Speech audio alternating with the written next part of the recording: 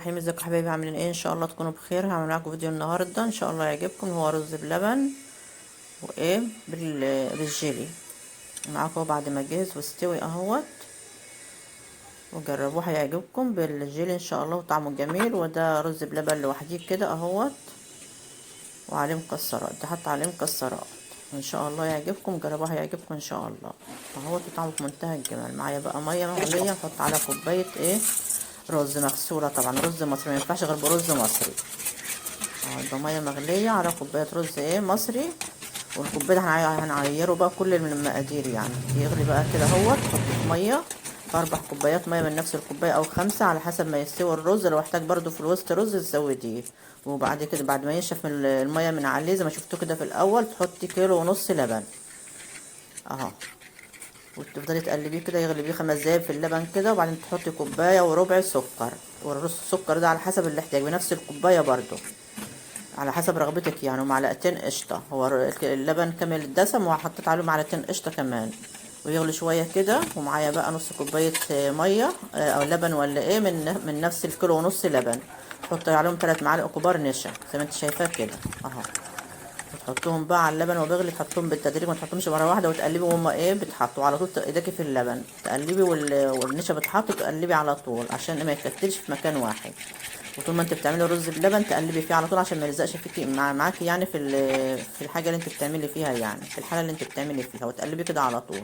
ولما تحطي النشا تسيبيه يغلي شويه برده زي 5 دقايق كده او 3 4 دقايق عشان النشا دي بتستوي. عشان لو ما سويتهوش مش هيبقى طعمه باين يعني في رز بلبن. تحط باكيت فانيليا او 2 باكيت فانيليا عليه بعد ما تحطه الرز بلبن اهو.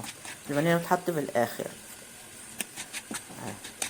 المقادير هنكتبه لكم في صندوق الوصف تحت الفيديو، عند كلمة المزيد اضغطي هتلاقي مقادير تحت الفيديو اعملي بيها يعني.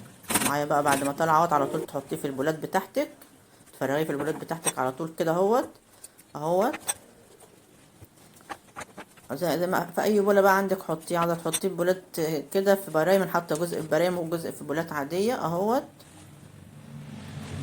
بعد ما عملت يعني او صبيته اهوت، هنروح بقى نعمل ايه الجيلي تعملي زي ما هو مكتوب على الباكت بتاع الجيلي. 2 كوباية مية عليهم باكت جيلي، وترفعهم على النار يغلوا وخلاص، وتسيبهم بقى يهدوا خالص من السخونية.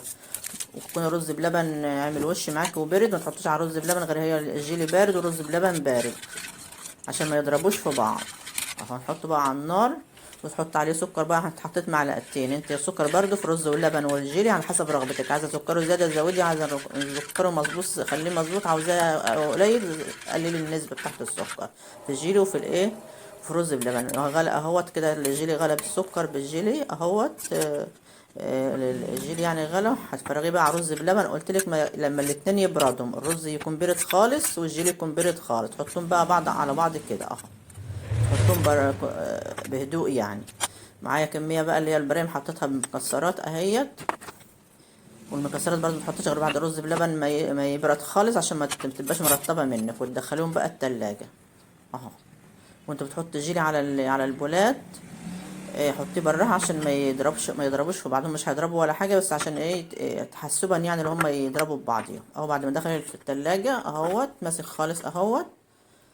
هتشوفوا دلوقتي طعمه كريمي وشكله كريمي في منتهى الجمال اهو.